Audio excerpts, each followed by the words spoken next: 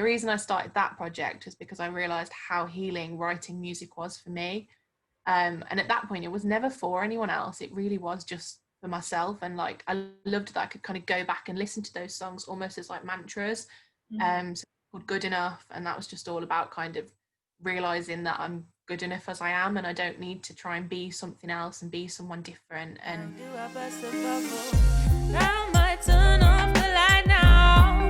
I'm feeling kind of homesick.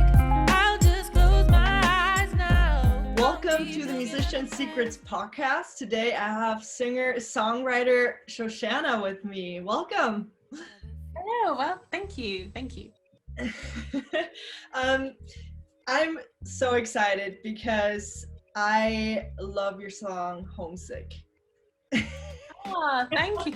You get so caught up with like a new release that's coming out, you almost forget about the songs that you've just released. Yeah. It's a good one. It's been on repeat today, all day pretty much, on my way to work and back. So it's so good. I love your voice. First of all, it's wow. I mean, I wish I had your vocals, but it's so like relaxed, and then the harmonies that jump in at the end, and then like the first time I listened to the song, I didn't even notice the trumpets were in there, because I was just so hypnotized by like the vocals and just the guitar, the and then I listened to it again. I'm like, oh my gosh, the trumpets, they're so good. Like on the offbeat and like they really push the song, and just has this really nice vibe, but through the drums and the like I said, the trumpets on the offbeat, it kind of gives that, it's still that, it's enough so people don't fall asleep, but it has that nice flow so you can just be relaxed and listen to the song. Anyway. I think that's kind of how I wanted that's really how I wanted it to feel. So I'm really glad you've said that, because so I wrote that probably in like maybe March, like right at the start of like the first lockdown in the UK, and it was produced with my my other half. Talk to Frankie is his like music name. I know. And he helped me to kind of to produce it and make all the music to go with the lyrics. But I really wanted it to represent that feeling of kind of almost like a slightly uncomfortable feeling of like we're relaxed because we're at home, but we're kind of not relaxed because we don't really want to be at home. And it's like, I think the lyrics hopefully tell that story anyway, of that kind of uncomfortable anxiety between being at home and kind of almost that realization that I almost want to be a bit of a recluse and stay at home, and I'm kind of enjoying it, but at the same time it's like this isn't a good thing and it's not like a good place to be. I wanted it to have like a really relaxed feel, but also a little bit of something that keeps you moving and a little bit jazzy and a little bit funky. It definitely has that jazz feeling, totally. A lot of my influences are very much jazz based, and that's something I want to bring more into music coming forward. And I think so I've only really started doing music properly this year, and it's one of those weird situations where it's like it's been a massive silver lining of being at home. I've written songs my entire life, like since I was, I think my earliest songs that I wrote down, I was probably about 8 or 9 maybe, and I actually still have a lot of them, so it's quite fun to look back at those sometimes. They're really bad, but like everything I've written since then has come from there, so they're like quite treasured to me. I'll probably always keep them. But yeah, so I've always been writing songs, but I've never really had the I guess it feels a bit rubbish to just say I've never had the time.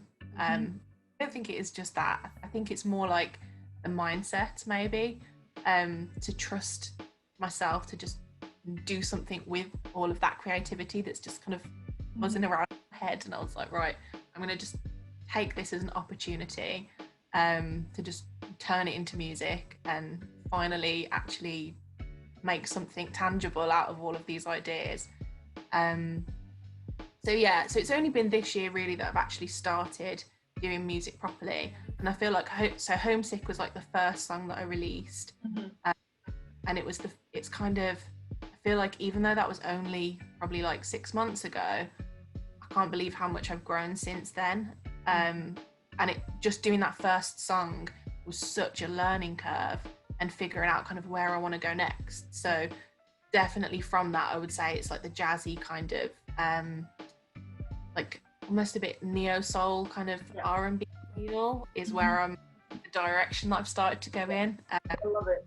It's great because it has that jazz bass. It feels like it's the bass of the song is that jazz, but then you kind of sprinkle that like you said, the neo soul like on top of it, and that's what makes it so cool, right? It's everyone should just listen to it because you can't really put it in words. I mean, I like to talk. Yeah, I like to talk a lot, especially about music, but I don't even have the words to like describe it because it's just so good. So what was the switch that made you go from like, okay, just writing songs to actually being like, you know what, I'm gonna contact my friend, help me produce it, and actually like, what was that turning point? I think it probably started a few years ago actually, but it didn't really come into fruition until this year. It starts in a bit of a dark place, but it gets a lot lighter very quickly. So a friend of mine passed away in a motorbike accident in 2016. And I was really struggling to know how to get to deal with the grief. And I think a lot of it inevitably always comes up that music is just so healing. But I spent a lot of time at my cousin's house during that period of my life. And his music name is Taju Lozano, so lots of people from the Birmingham scene may have heard of him. He's an amazing artist. If you haven't, check him out. I spent a lot of time just in his room, which he had set up as like a little mini studio. And it's mad to think of like, because that was kind of back when he was first making music as well. And how much he's grown since then. But yeah, being there in the early moments, watching him make music and just being himself in the music, that was the first moment where I was like, oh, I really want to do this. Like I want to do what he's doing. And it was being in there with him that really helped me to channel the grief that I was dealing with into something creative. So that's when I started. I just bought myself a USB mic, and I was in like instrumentals that like beats that I'd found on YouTube, and just kind of started writing to them. So it was like quite a gradual thing. Like I started with just lyrics and just writing lots of songs, but never really having any music to go with them. And then I started writing to these instrumentals and just using like I think what the program's called on my laptop, just like a really basic program anyway, just to record the vocals in and like layer it all together. So that was literally just so basic, but it gave me so much satisfaction. And during that period of time, I started writing a little project called Truth, which to this day no one has heard really, apart from like my close friends and family. And maybe one day I'll finish it and like put it out there. But the reason I started that project was because I realized how healing writing music was for me. And at that point, it was never for anyone else. It really was just for myself. And like, I loved that I could kind of go back and listen to those songs almost as like mantras. So called Good Enough. And that was just all about kind of realizing that I'm good enough as I am, and I don't need to try and be something else and be someone different. And I wrote a series of songs that were kind of similar to that just had messages that I needed to remind myself. And I was in counselling at the time, and like it's almost like I'd come out of a counselling session with this epiphany, and I'd be like, I need to write this in a song right now. Like, get it all down and just record it over just whatever beat I could find online, and like just listen back to it whenever I needed to hear that message, and to kind of remind myself of like the growth and all the positive stuff that had come out of that.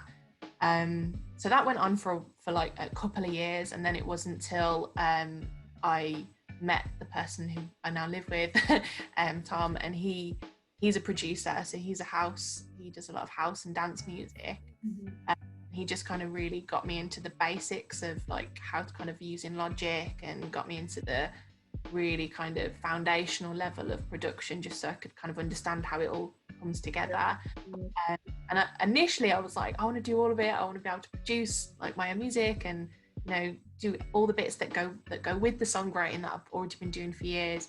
And then I kind of realized I don't have to be an expert at everything. I can just be good at the bits that I'm good at already, which is the songwriting.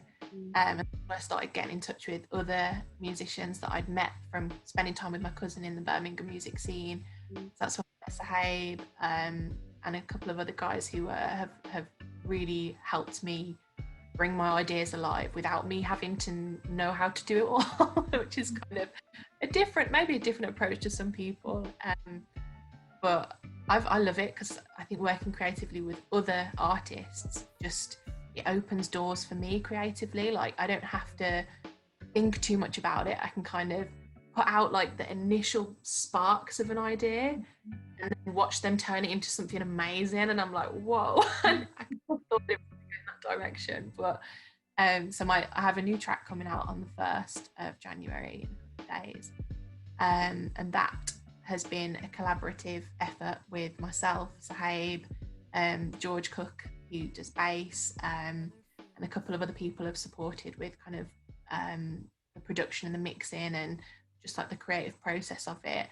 And I'm really excited for that to come out, because I think it's such a level up from what I brought out during the summer, and it shows how much I've kind of I guess learned about myself and music and my process and what it's like working with other people. And I feel like a lot's happened in a short space of time, and I think that's another one of the weird silver linings of the state of the world at the moment, is that like we have the time to make stuff because we're all at home all the time. So it's been an interesting year. But it's been good somehow. It's pushed people to do stuff. Like for me, I started the podcast, you put out a single or two, and now we're bringing out the 3rd single. Now other people that I've talked to, like Maya that I've talked to on the podcast, she produced the entire song, the 1st single, in her room. She didn't even leave her room. Like, there are people out there that are now like getting started, they're like sick of sitting around and not doing anything, and I love it. It's, as bad as 2020 has seemed to be, I think you can always make lemonade out of that, and see this, like you said, see the silver lining. And I love what you said, is that you don't have to know everything. You don't. That's why music it's so collaborative. Like, I don't know how to play a bass. I love a good bass line, but I can't play bass. I can't play, like, I know nothing about drumming, and still, it's, or production, I know like the basics, but that's it. Like, that's the cool thing, is there's someone out there that knows how to do what you're looking for to be done. And that's a cool thing. Yeah, and that's what's been amazing about the music scene in Birmingham particularly, is that I've literally been part of this world for such a short time, and everyone's been so amazing. Like, everyone here is so friendly, and like, I just feel like I've gained so many friends already just from being involved in music around this area. And I'm sure it's probably the same everywhere you go, because I think music's just one of those things that brings people together anyway. But it's just like, everyone's been so nice. And I think so one of the first places that I really got kind of involved in meeting people and networking was Neighborhood in Yes, I was just waiting for you to bring it up. I was just waiting. Oh, I miss it so much. For people that don't know what the Neighborhood is, just explain it really quickly. So Neighborhood is it's an event, I guess, that happens it's once a month. It's once a month in one venue, but they've started doing it in some other venues as well now. It's been brought together by Darcy, who basically realised that the kind of the music community in Birmingham didn't really have like a space to just be together and just jam together.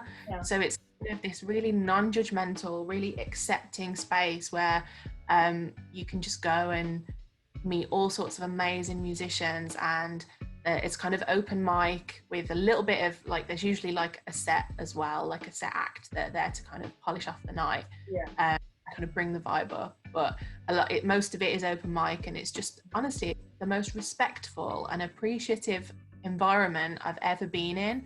Like the amount of different genres that you hear there, and people from all over the world, different ages, different kind of, I don't know, backgrounds. And yeah, I've never been there and felt uncomfortable. Like I could go there on my own and feel perfectly, you know, surrounded by love and, you know, appreciation. So I think that for me was something that made me feel,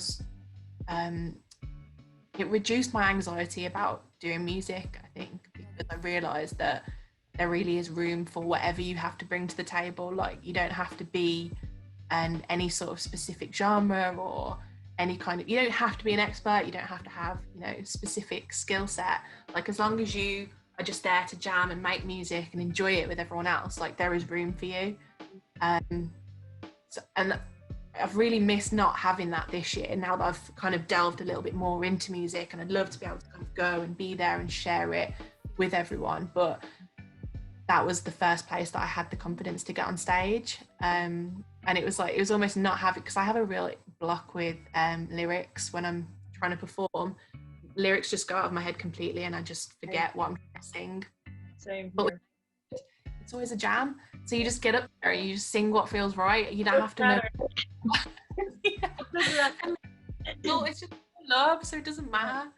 I love the neighborhood. Like that's what I like back when I was there. Deborah Nash. Did you get to meet Deborah?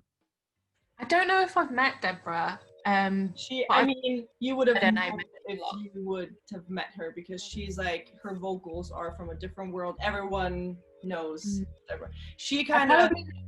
I'm terrible with names, but I probably have seen her. She when she gets on stage, she just owns it. You will know. Like Deborah, shout out to Deborah, because she was one of the first ones that got involved and kind of helped push the neighborhood, and she's an amazing. I was able to collaborate on a song with her, and it was amazing. That's one of the songs I'm still kind of holding back to put on the EP. But it's amazing, and shout out to her and the entire gang that did that, because it was, in the beginning, it was tough, like finding a venue and then finding the people. Now that, you know, now years back, you know, it's a thing. Everyone in Birmingham knows about it. Everyone knows. And they're starting to expand, which is awesome. I'd like to hear what happens with it, kind of when we are able to have live events again, because I think it's going to evolve, it's going to grow. It's really cool. So what's special about the neighborhood is there's just a stage.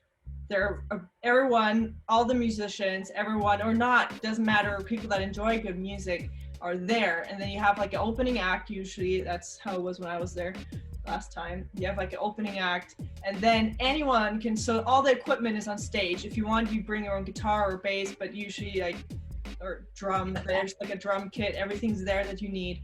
And you just get on stage with people you've never met, that you never like, was just random people that you'd have a drummer, you have a bass player, you have a vocalist, and then you just kind of switch around like after a song or two, and it's all improvisation. There's no script, there's no play this, play that, playing this cover, none of that. Like the drummer will start a beat, and then the guitarist comes in, plays something, and the bass drops in, the keys come, and the vocal is like, you just do what moves you. You just do what moves you. And the funny thing for me is, like, I always go and people be like, oh, are you gonna sing tonight? And I'll be like, no, probably not, I'm just there to like enjoy it. But then something will move me and I'll be like, oh, but I might just after you. And that's the cool thing, like if you just want to be there and enjoy good music, then that's perfectly fine. If you feel at some point you're like, you know what, I'm really feeling it and I'm getting up there, you can do that. And that's what I really enjoyed about it. And it's really good, like if you just want to get just involved in the music scene, that's the best place to make connections. Seriously, if you're like, oh, I'm working on a song, but I don't have a drummer, go there and there'll be like 10 drummers there, and I bet one will say yes. Yeah, 100%. Yeah, Right. And the people that I've met there as well. And I think if you know, outside of there, and you come across people like online or through other musicians or friends, and you'll always be like, I've seen you somewhere, probably at Neighborhood. I love that it's become such a thing, because literally when we were there like it was like this underground thing that nobody really knew about, and then now I just love how it's grown and expanding as well. So yeah, shout out to everyone for doing that, because I miss that. It's probably one of the things I miss most in Birmingham. Like, it's nobody really everyone wants to go to London if they want to go to like, oh, maybe like, you know, for the music scene. I'm like, no, you know, if you really want a cool place, you go to Birmingham. Go to Digbeth. It's truly in Digbeth. Yeah. No, because everyone, they're like really these really cool musicians that are like supporting each other, and they all have these connections. And if you want to go to London, it's like 1.5 hours away with the train. It's roundabout. Yeah, somewhere around there. So you can be in London quite fast, so you don't pay the rent that you're like paying in London, so it's a lot cheaper. It's not bad. You can get there really easily, but I think everything is so impersonal because it's such a big place I think that the atmosphere is just different, whereas in Birmingham there is a real, like, we're all in this together kind of vibe. And I know it sounds a little bit cheesy, but it's true. Like, you really get a sense of family and community in Birmingham. For sure. From Birmingham, or haven't grown up there, or don't live there, or just visiting, like there's just so much acceptance. Yeah. And I love that, and that's why it was so hard for me when I left, because I'm like, I left all my guitars there. When I went back to Germany, I didn't want to admit that I was going home, so I left my guitars with my friends. Reason to go back. Yeah, I'm like, I'm coming back. I'm not staying in Germany. I'm coming back. Yeah, I think a lot of people do that. A lot of people come to Birmingham or visit, and then they're like become attached to it. Yeah, and I never thought like Birmingham is not like, it's not like London where it's like a sightseeing beautiful place, and where there's nothing to see in Birmingham. Like, let's be honest. But shopping, I guess, but you can get that. Yeah, I know. Like, what's the big shopping mall called? Bullring. The Bullring. Thank you. Yeah, like that's the only place you can kind of go. But other than that, like, it's not that exciting. But the art and the music there is awesome. Like, my favorite place is the Custard Factory. We had lessons. We used to have lessons there, and I loved it. It's so cool.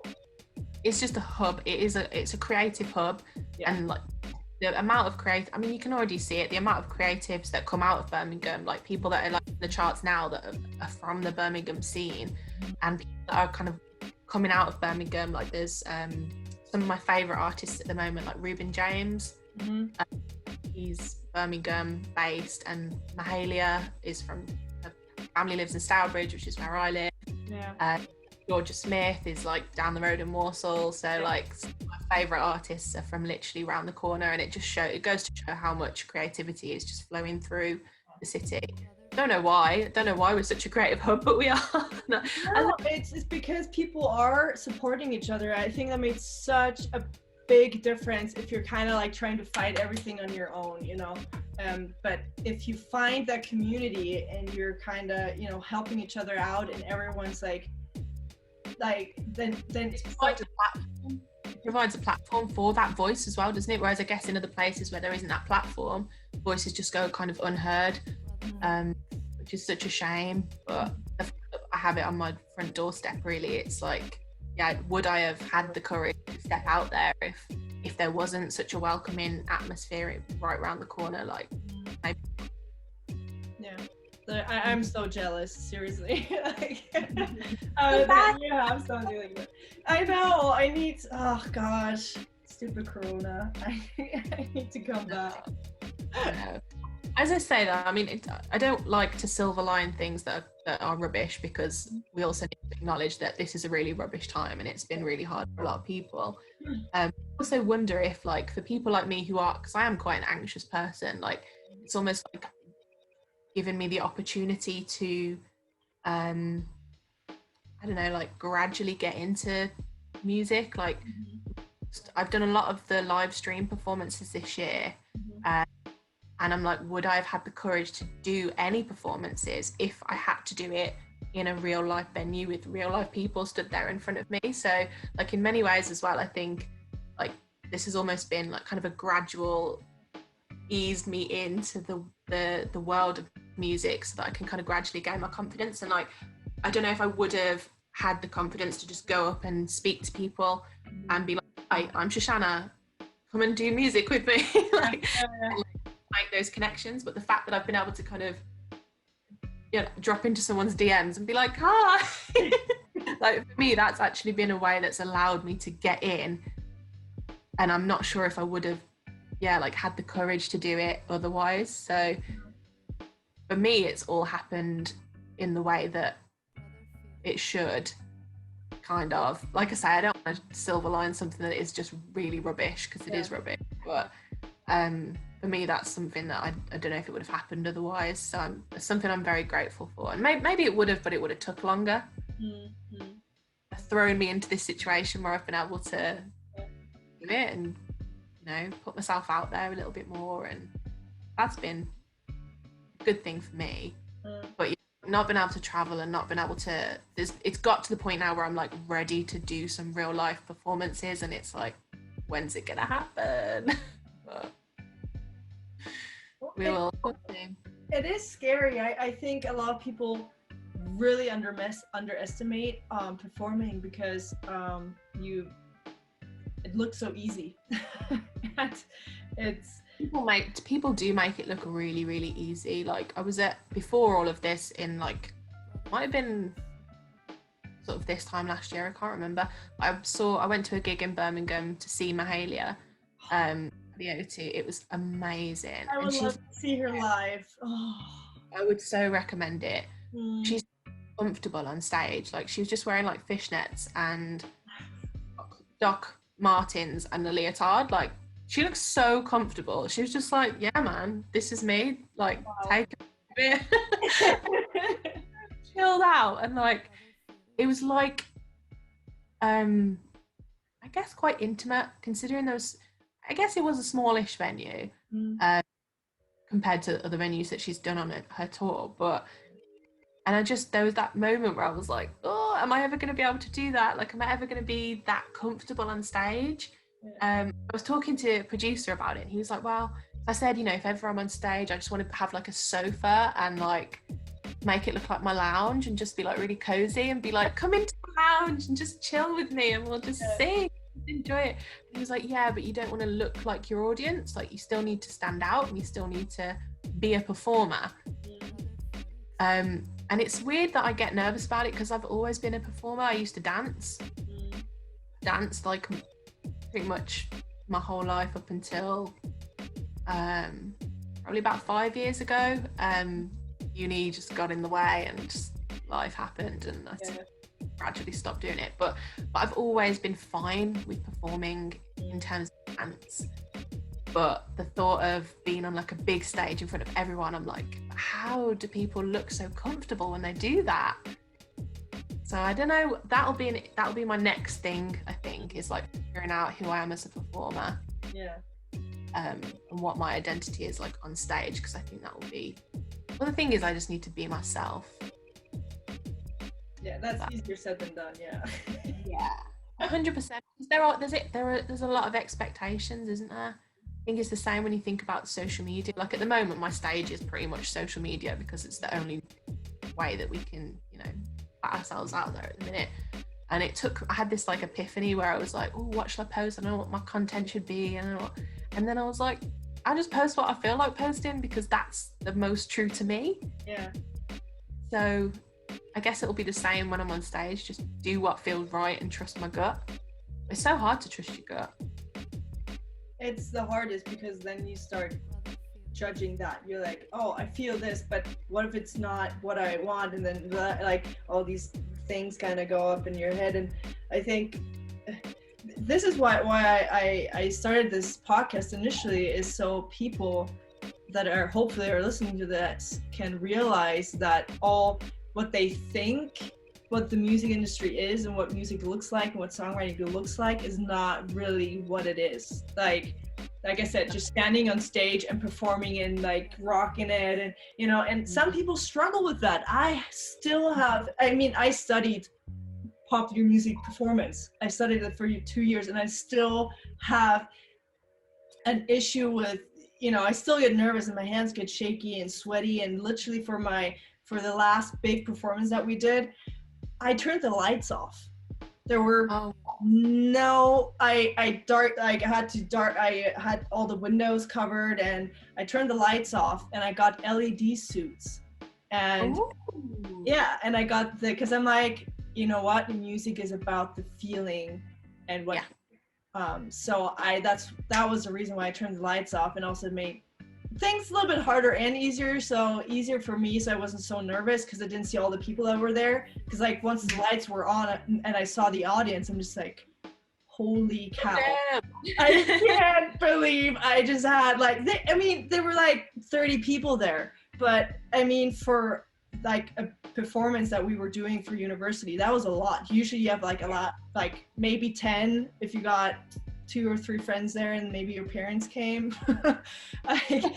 You got maybe 10 people there, and I mean for that one I had like at least 30 people, and I'm like, oh, I'm so glad the lights were off, because and that's even more intense than a normal audience anyway, because they're like evaluating you. Like I listened to some of your first episode where you kind of describing what that was like, and I really felt for you. I was like, man, I would have felt very, I don't know, I guess you are, it's the definition of being put on the spot, isn't it? Because it's so in the spotlight, and you know, I guess that's the hard part, because any audience after that, hopefully, as much as they're there to be like, oh, do I like this or not, like they're not there to judge you as much, I think.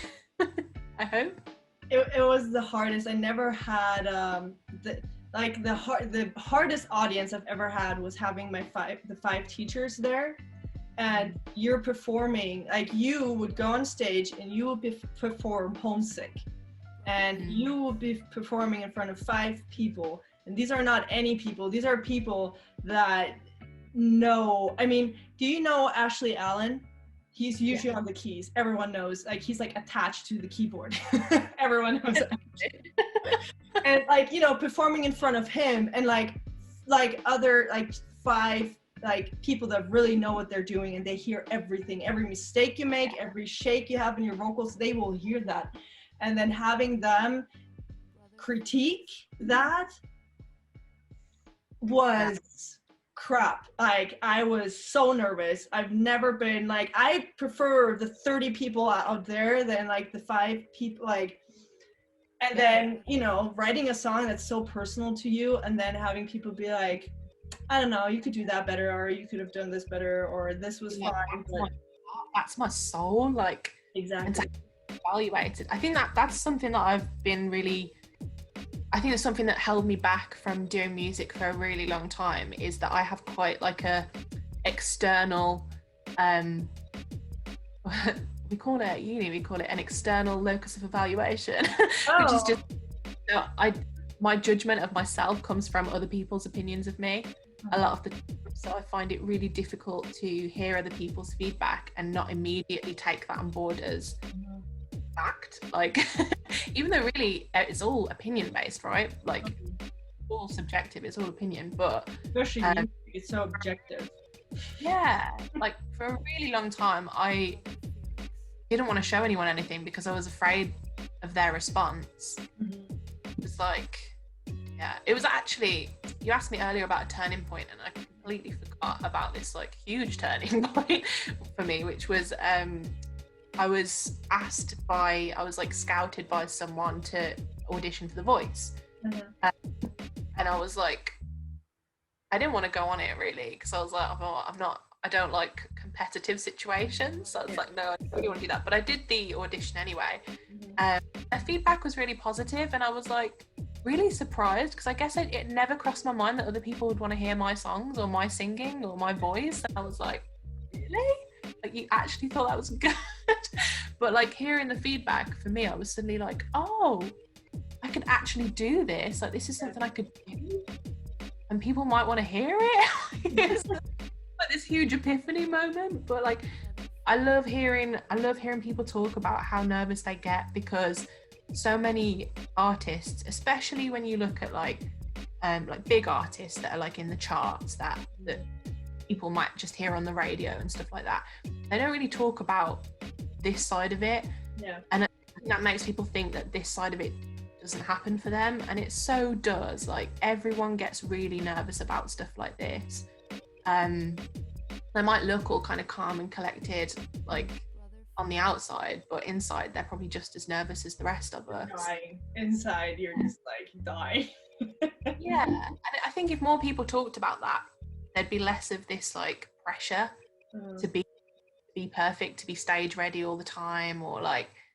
So part of my when I'm not making music, my like day job, I guess, is I'm a mental health practitioner in a children's charity. So I work with people from age 5 to 18, and it's like a drop-in, so they can just come in and talk to someone about their mental health anytime and get support and advice and just like a listening ear. And all through this, we've been doing it over the phone from home, which has been a bit of a weird one, because it's kind of in my lounge, which is I kind of can't get away from it. Yeah.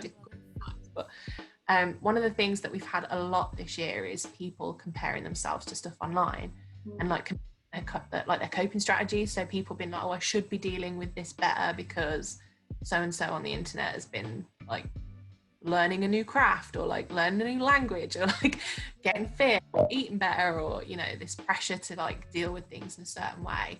And I had this one conversation with a young person, and she was like, I wish famous people would talk about like the difficult side of it, because then I would realize that like actually we're all in the same boat and we're all in the same situation. It's hard for everyone, but people just don't talk about that side of it. And I think it's so true in the music industry. Like, I'm so passionate about using music to just be a little bit more like conscious about the messages that we're putting out there. Like, I don't know how, but I have this idea in my head of like how we as a collective creative community can like just be a little bit more aware of that impact that, you know, young people around the world are listening to what we're saying. And like, if we're putting out this message that actually like, oh, everything's cool and we're all really confident all the time, like that's what people are going to believe. Yeah, exactly. I love I'm not too, I gotta be careful what I say, but Justin Bieber just brought, his new single is called Lonely, and it's probably one of my favorite songs of him ever, because that's the real side that, you know, nobody really talks about. And it took him like, he started when he was 15, he's my age, so it took him like 10 years to be open and honest and be like, it's lonely at the top. 100%. And people were so quick to judge him when he was just a child, and like obviously if you listen to the song you'll hear all of that in the lyrics. It's so blatant. But like, if you listen to probably the past 5-6 singles he's put out, a lot of messaging is in there, but it's just less obvious. Exactly. And I think sometimes we can be almost, I don't know what you think about this, but I think sometimes we can be too cryptic with lyrics. And like some of that stuff is in there and it's like hinted at, but people don't pay attention. Like, so often you'll just be humming along to something and like you don't even know what you're singing until you sit down and you're like, actually, what is the message in here? Like, I've always loved picking apart songs and been like, what did they mean when they wrote that? I'm a lyric person. I'm a huge lyric person. I love taking apart, you know, just being like, oh, how did they write it? Why did they write it? And how did they phrase it? They could have said it differently. And I mean, that's the cool thing about songwriting, is you can put as much and as little in there as you want. You can put like so much detail in there, and you can be very like out in the open. or you can be, like you said, very cryptic about it and kind of talk about it, but not really. Like there are different levels about stuff. And sometimes I don't think we realise that what we're touching on as well. So like another thing that I'm super interested in is, so I also have like a little business called Therapeutic Creative Writing. So I help people to kind of manage their emotional well-being and mental health using creative writing as a tool. Because I had this realization a couple of years ago of kind of how therapeutic creative writing had been for me, songwriting primarily, but all sorts of creative writing. But I also study person-centered counselling and therapy, and in the person-centered kind of theory, there's this concept of like edge of awareness. So there's like things that we know about ourselves, there's things we maybe haven't realized about ourselves, and some of that lives just on the edge of your awareness. Like you have like a sense that there's something, but you're not really 100% sure what it is. And I've found kind of over the years that stuff reveals itself through songwriting or creative writing in general. Like that the more you write without thinking it, don't think about it, just write it, whatever's on your mind, just get it down on paper. If you come back to it and look at it, you'll be like, oh, that's the stuff that I was thinking about, that I'd like kind of thought I was aware of, but I wasn't really 100% sure what it was that I was feeling. And you can almost like, it like reveals itself to you. Like I've always thought that so for me, the songwriting process, or any creative writing process, is like therapy in itself, in that like a therapist should kind of reflect back to you some of the thoughts that you're sharing, so that you can kind of see them in a different way, and process them for yourself. And for me, when I read what I've written, that happens. Like the words on the paper reflect back at me what I'm saying in a way that I can kind of see it differently and be like, oh yeah. And I have so many realizations when I'm writing songs, because I'm like accessing some of those things that were just slightly on the edge of my awareness, that I'm starting to realize, and I'm like processing. So interesting. Like I could talk all day about it. I've like written essays about this for years. I think it's amazing. I love that, because so many times I'll write a song like 20-30 minutes, and then just like you said, just let it out, and then once I'm done, I look back and I'm like, what, this is what I was feeling. Like you said, it's so a subconscious thing that you don't know that you have, that this is bothering you, or that you are going through this, until you like write it out and then kind of look at it. Like it's more like, it feels more objective, because now you're you see it and you're like, oh wow, I didn't know I felt this way. Like that, almost like you might say it. It's almost like when you hear someone else say, or like you hear yourself say something and you're like, that's not how it sounded in my head. Yeah. And now that I'm out loud, I'm like, oh, I see where I was going with that now. But I mean, there's so many things that I've started writing and I'm like, yeah, this is the feeling that I want to express in a song today. And then like by the end, I'm feeling something entirely different. Like it's taken me down a whole journey, like a whole path, and I've ended up somewhere completely different. I think that's the therapeutic part of it, is that like things kind of come to light and you can kind of process things through writing. And like I like all sorts of writing, so I like journaling, and I've got all these little like the happiness journals that you can get, where it like prompts you and asks you different questions. And like I think there's things that I probably wouldn't allow myself to think, but I can write it down. Yeah. And that's how safer, I think, because it's not like living inside you anymore. It's like out there. It's almost like more acceptable. And I think that's one of the things I love about songwriting specifically, is that like it's acceptable to say certain things in a song that we might not say in a conversation. Yes. Like there's certain things that you would write in a song, or you like the songs that are out there and you're like, no one would ever say that to a person, but like a song, it's a different language. Totally agree with that, 100%.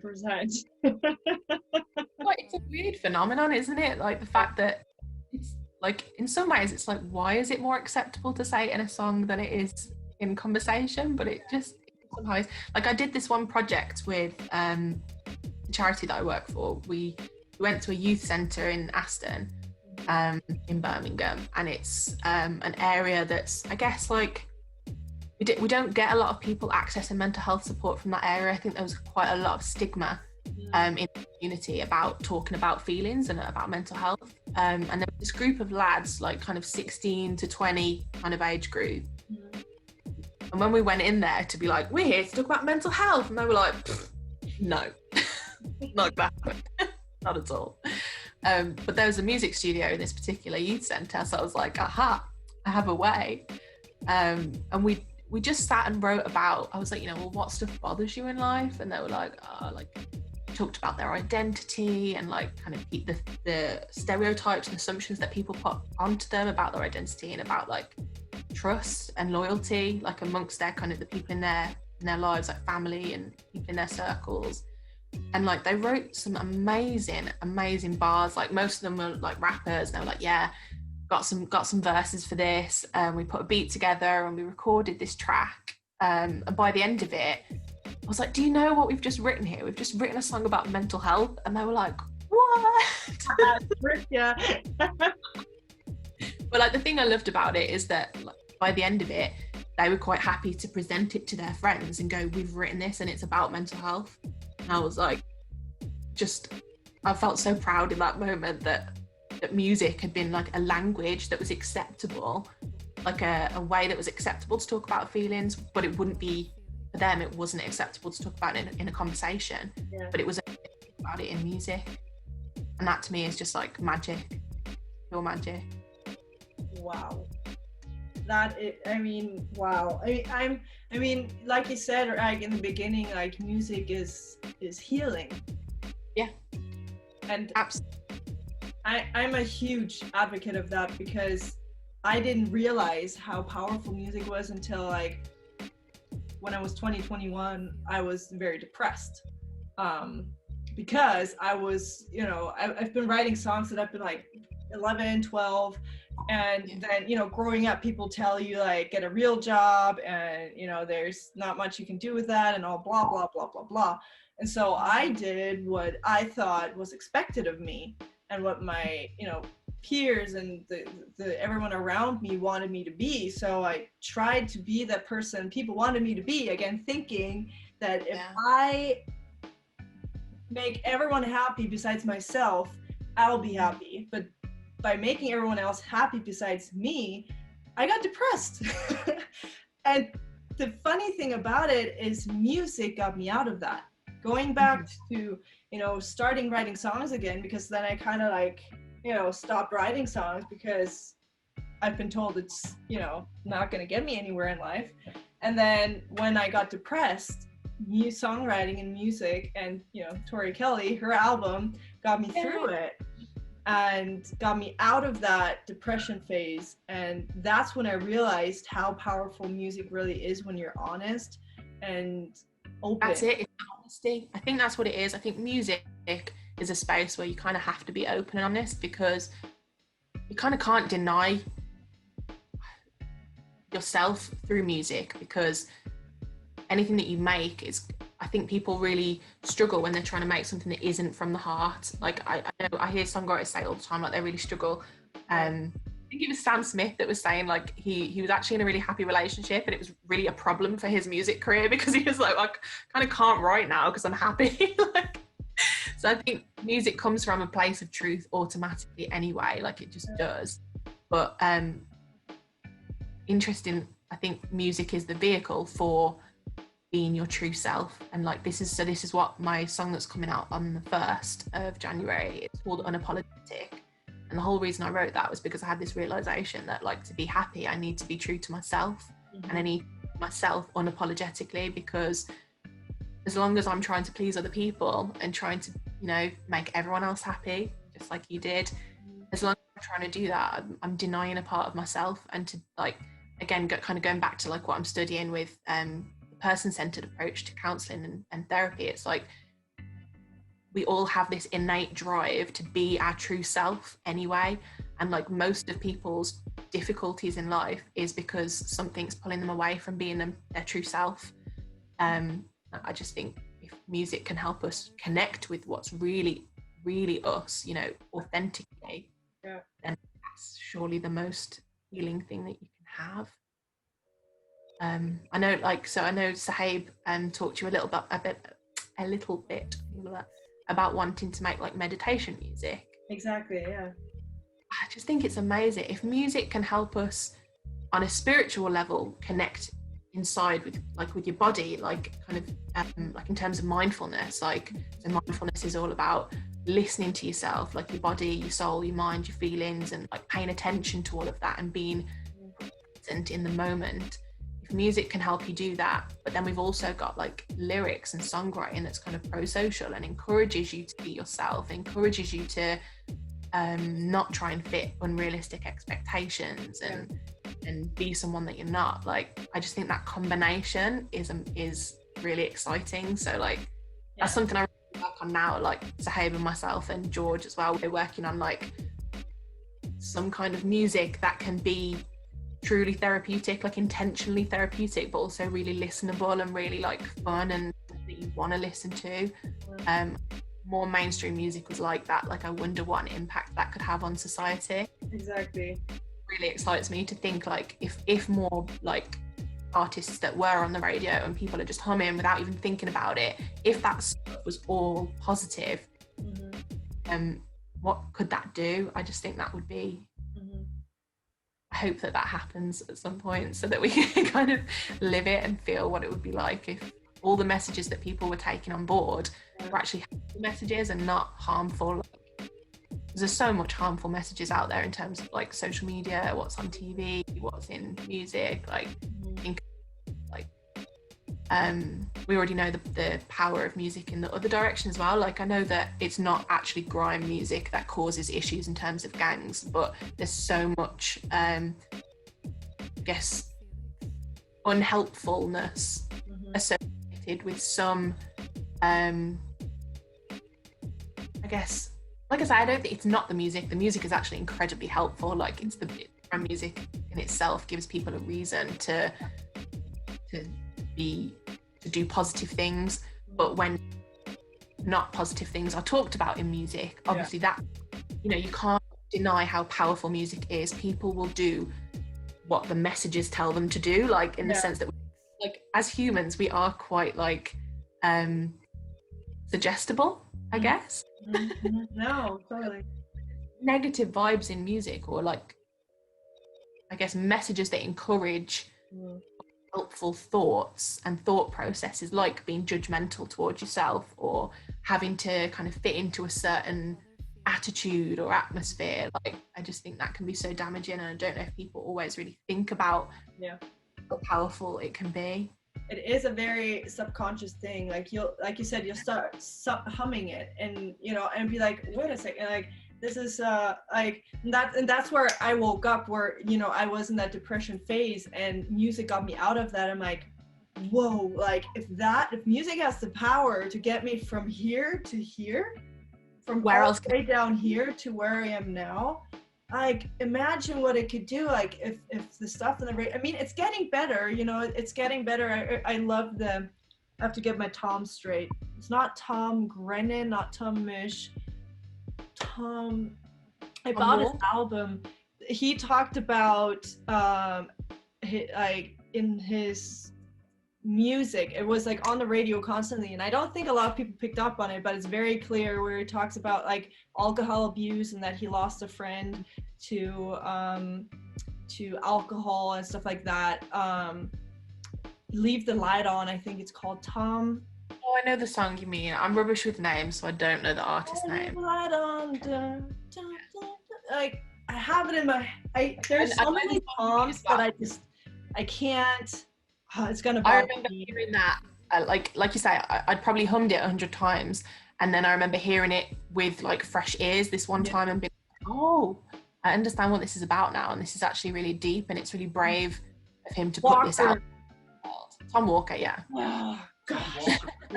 Tom Walker, Leave the Light On. I'm like, great that a song like that is on the radio. So needed. Yeah. Like, fair for actually putting that out there, because it becomes, especially when you reach that level, I think, in the music industry where you know a lot of people are going to hear your music, like, it's so good to use that voice for the right thing, because like so people like Jessie J, she first coming out, she did that what's the one, it's not about the money, We don't need the money. Yeah, that's the one. Yeah, price tag. That was so like pro-social and so positive, but I don't really think she's done much like that since. And I think a lot of artists can do it kind of. She did Done some mirror. When I'm looking into mirror. There's one that is really good where she talks, it's a very self-empowering what's with me with names today. There's I'm terrible with names. I'm not. No judgments here. Yeah, anyways, but I mean she's definitely one of the ones where I'm like, yes, you still but another one as well is Alicia Keys has recently bought a song called oh, see, now I know this song well, but it's gone straight out of my head. It's in like all my playlists because I've fallen a little bit in love with it. She collaborated with Khalid, and it's So Done. It's called So Done. Oh, I don't think I've heard that one. Is it like recently? Did it come out like? Yeah, this is the new album. Oh god. We just find the hook. I need to listen to it. And I would so recommend it. The hook is basically, because I'm done, so done, holding me back, I'm living the way that I want. And it's literally just her being like, I'm so done trying to not be myself. Mm-hmm. Like, I'm ready to just be me now and stop trying to like fit other people's expectations.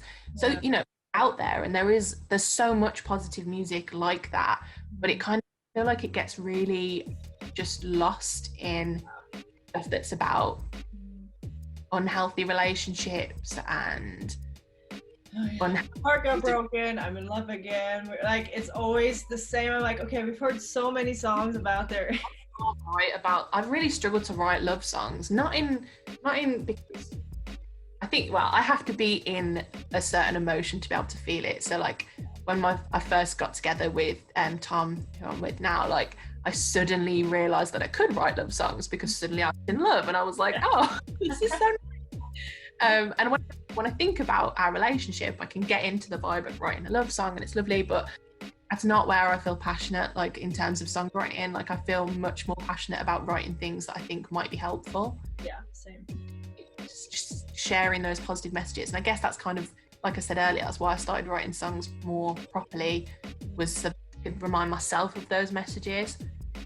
I think I like the idea of using music for the power of good, like kind of it's like as a super power kind of thing. I interviewed someone like 2 weeks ago, and her episode is coming out on Friday. That's why I can talk about it, because it'll be out by the time I release this episode.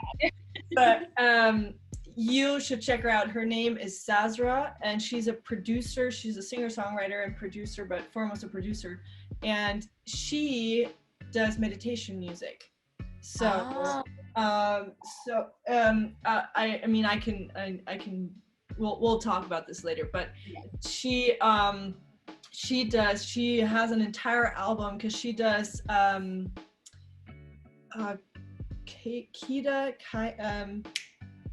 something with a K and it's short. What is with my memory? I don't know what's up with my memory. You know what it is? It's that space between Christmas Day and New Year's Eve. Yeah, it's like, that weird. Everything goes out the window. I don't know what's going on. Yeah, my memory is just Reiki. It's Reiki. She does Reiki, and she brought an album specifically for Reiki stuff. So it's, listen to the episode when it comes out. It'll come out on Friday, so soon. And we kind of talked about that as well, and she brought out an entire album that is made in an order, so it just puts you in. It's really cool. Just lay on the couch, put the headphones on, close your eyes, and just listen from it. They're just 7 tracks from start to finish, and see what it does. Yeah, I think that's amazing. I like the concept of being able to step back and look at a project from that bigger perspective as well. Like, I think because I'm still learning so much about music and making music and what I want to make and how I want to make it, I kind of focus my energy on one song at a time. I'm looking forward to being able to step back and think of like the impact that a project of songs, like, or like an EP or an album, like they fit together, like that kind of the fact that they should be listened to in a certain order. I think that's awesome. Yeah, no, it's really cool. Like I woke up and I'm just like, I feel like I'm in a new world. I don't know. You can't really explain. You just have to feel it, experience it, and so yeah, I'm excited to bring that episode out soon. So yeah, you just talked about that, so it kind of reminded me of that.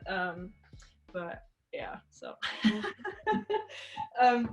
but it was so good to talk with you, Shoshanna. Like it was, I really enjoyed it. I love just talking about like music and healing, and you know how songwriting can really help you and push you to grow as well. Like that's why I love music, is it brings you out of your comfort zone, because you have to do things you usually wouldn't do or can't do, and you need to get help, and it's a very communicative thing. It's not a single sport, it's a team sport. And I think a lot of people forget that sometimes, and they always think they're competitive with everyone, and like no, it's a team sport. It's same with life in general. I think music is a really good kind of example of life, like a section that kind of represents life on a whole, that you shouldn't have to do it by yourself.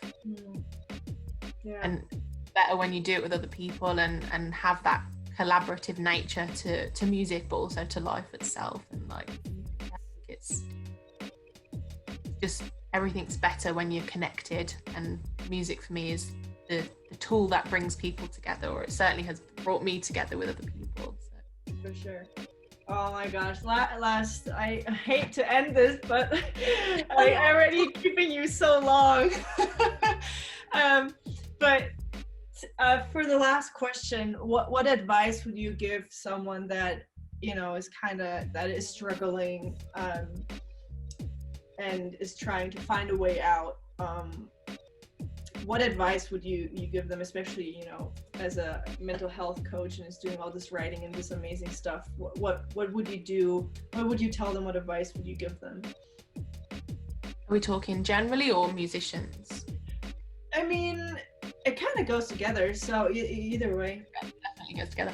I think my general advice would be take things a day at a time, and don't try and kind of imagine the end goal. I think a lot of people talk about picturing the end goal and working backwards, but when you're feeling really stuck or feeling quite lost or alone or in a dark place, that can just be so overwhelming that it freezes you in your spot, and you just don't feel like you can step forward. So I would say nothing's ever as difficult as it seems. Take it a day at a time, take it a step at a time, and just think of what's the next thing that you can do, and doors will open from there. And I think in terms of music, that's definitely been true for me, but in terms of well-being and just feeling happier and better in yourself, it's like listen to yourself and what you need, and self-care above everything else. Like if there's one thing that you take away from this, self-care should be it.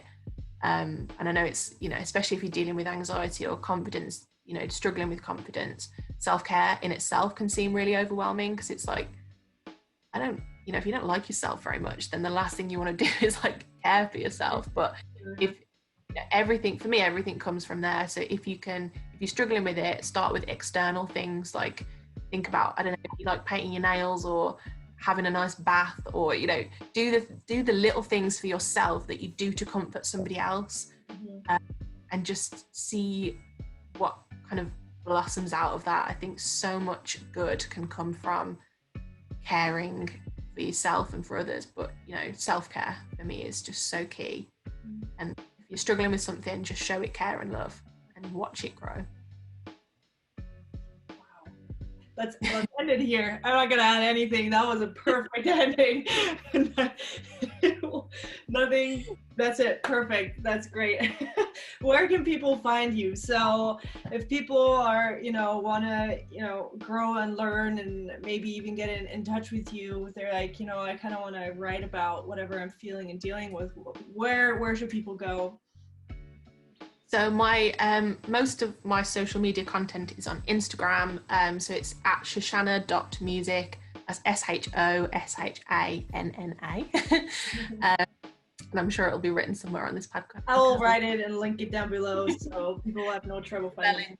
A nightmare with my name, but yeah. So it's Shoshanna.music, also on Facebook and on Spotify and other kind of major platforms, just Shoshanna. And in terms of like the creative writing stuff, drop me a message on Instagram. I also have a website which is just therapeutic.creativewriting.co.uk. So if anyone is interested in that kind of stuff, you can find me online there as well. That's cool. I wish someone did that with me when I was struggling. So yeah, don't be ashamed. I would say don't be ashamed for feeling bad, for feeling not where you think you should be, or Shoshana is just such an amazing person. I didn't feel like judged at all or anything. It's just all love and like the real connection. And so if anyone is struggling, really don't be scared to reach out. And yeah, I think that would be my advice, is don't be scared, just do it. Don't, all those fears that are in your head that you'll be judged and that nobody's going through what you're going through and nobody will understand, it's all BS. It's not true. I think it's really important for artists as well. I think I really wish there was more specific emotional well-being and like mental health support for artists, because we are all so in touch with our emotions. It comes out constantly with creativity. It's just feelings and emotions, and undoubtedly some of those are going to be difficult ones. So, and if you already practice creative writing, doing like songwriting, it's going to be even easier for you to use that as a tool as well. So I say you don't have to talk to me about that. Just do your own writing as you do it. Use it for a tool for yourself. For sure. Awesome. Thank you so much for your time. I definitely enjoyed this. Thank you for having me. Honestly, I could talk about this stuff forever, but it's so lovely to talk to someone who wants to talk about it. So all for the people's ears off. No, I could talk forever, but it's so, thank you for taking the time, and so thank you so much. Thank you for listening to the Musician's Secrets podcast.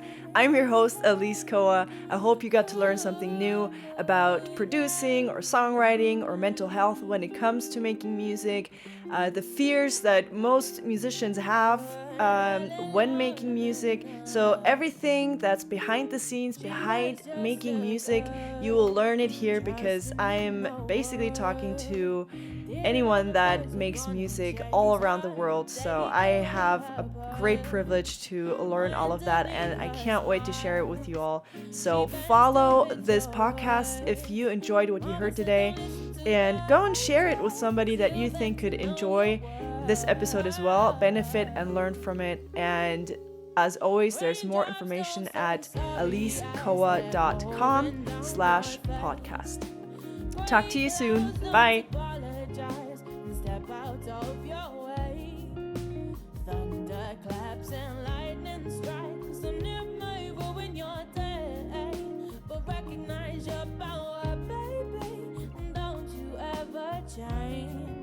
She stood a little